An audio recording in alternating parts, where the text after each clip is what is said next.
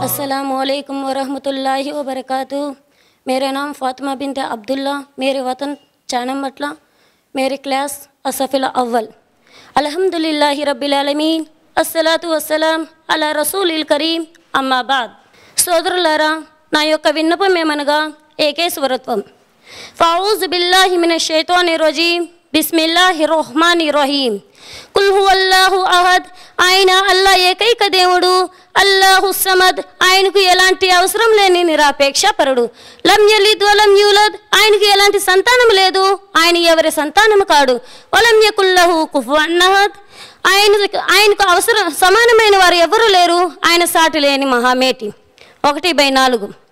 ఈ అధ్యయనాన్ని ఈ క్లాస్ ఏకేశ్వరత్వం లేక స్వచ్ఛత అంటారు. ఇది నబు విన్యాసక ప్రారంభ కాలంలో అవతరించి ఉండవచ్చు.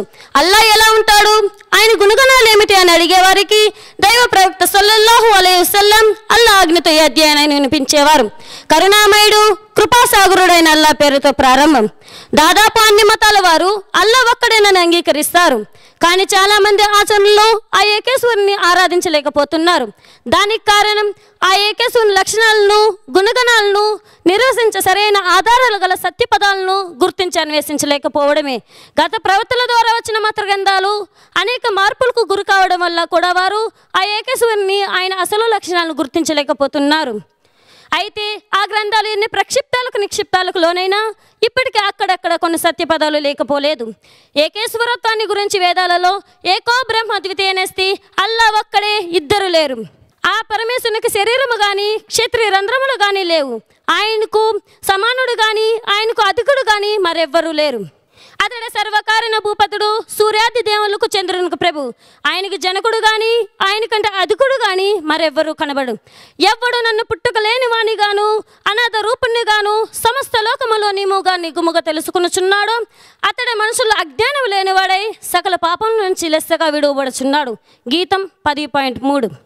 నాశరహితమైనట్టియు సర్వోక్తమైనట్టియు ప్రకృతిపరమైన విలసిల్లినట్టియు నా స్వరూపము తెలియని అవివేకులు నన్ను అవ్యక్త రూపిణిగాను నన్ను పంచభౌతిక దేహములు పొందిన వానిగాను తలుచుచున్నారు. గీతం 7.24. సోదరులారా, ఖురాన్లోని ఇతర అధ్యయనాల్లో పేర్కొనే ఈ సూక్తులు కూడా చూడండి. వాస్తవానికి అల్లా ఒక్కడే, ఆయనకు కుమారుడు ఉన్నాడని అనడం తగదు. అలాంటి బలహీనతకు ఆయన అతిథుడు, ఎంతో పరిశుద్ధుడు. భూమి ఆకాశాలు ఉన్న సంస్థ ఆయనదే. అల్లా ఎవరిని సంతానంగా చేసుకోలేదు. ఆయనతో పాటు మరే దేవుళ్ళు లేరు. ఇతర దేవుళ్ళు కూడా ఉన్నట్లయితే తమ సృష్టిని తీసుకొని వేరైపోతారు. ఆయన మా వంతు భూమి ఆకాశాలు సృష్టించిన అద్భుత శక్తి సంపన్నుడు. ఆయనకు అసలు భార్య లేనప్పుడు కొడుకులు ఎలా కలుగుతారు?